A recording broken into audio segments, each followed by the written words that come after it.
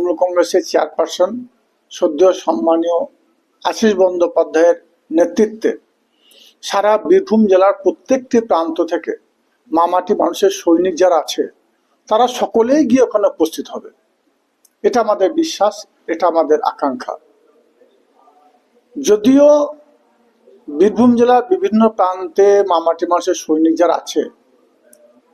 তারা সকলে যাওয়ার চেষ্টা এই জন্যই করবে, আমাদের সর্বভারতীয় তৃণমূল কংগ্রেস দলের সাধারণ সম্পাদক যুবরাজ অভিষেক বন্দ্যোপাধ্যায় 2026-এর নির্বাচনের প্রাক্কালে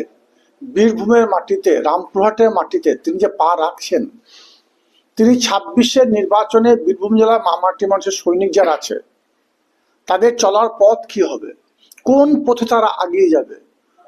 কিভাবে বীরভূম জেলার তৃণমূল কংগ্রেসের 2026-এর লড়াই আমরা করব,